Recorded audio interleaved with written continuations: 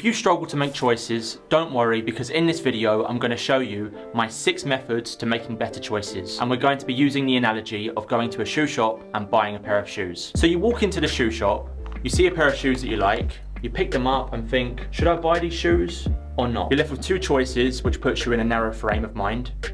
And what you really need to do is add more choices. Once you've found 5 pairs of shoes that you like, you have more choices. It's much easier to make a decision to pick one. And at the same time, you want to avoid having too many choices, because if you have too many choices, it will make it more difficult to limit the amount to one, and also it will make it more overwhelming for you. So once you think that you've selected the 1 pair of shoes, what you want to do is you want to do number 2. Test your choice. Instead of buying the shoes and then going home with them and regretting it later, what you can do is you can try the shoes on, have a walk around the shop, see how they feel, test them out, and if you're happy with them, you can buy them. If not, you need to step away. Put the shoes back on the shelf, go for a walk, and what will happen is your brain will actually figure out whether you really want the shoes or not. If you do go ahead and buy the shoes, you have to realize that you could be wrong. You might think that you like them, but your taste might change. You might think that they're really comfortable and that they're going to be suitable for every activity that you need them for. The chances are when 2 people think they're right, one of them is usually wrong. And even though we don't like being wrong,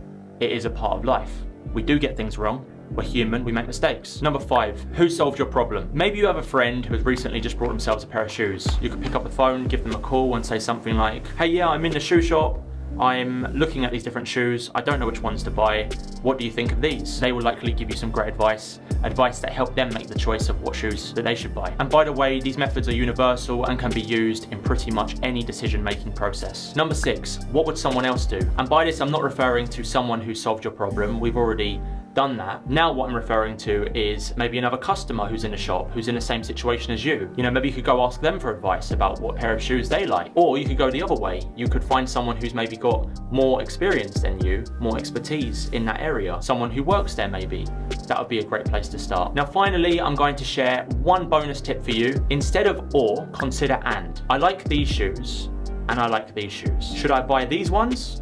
Or should I buy these ones? Can become, I'm going to buy these shoes and I'm going to buy these shoes. Now this isn't always possible and it depends on your financial situation, but it is always worth to consider, can I choose the and option here? If 2 friends want to see me both on the same day, is there any way that I can see this friend and this friend? I can make both plans. I don't have to choose one or the other. Sometimes we get stuck in a limited frame and we fail to consider the and word. Anyway, I hope you liked this video, and if you did get some value from it, please give it a thumbs up and consider subscribing for more videos like this.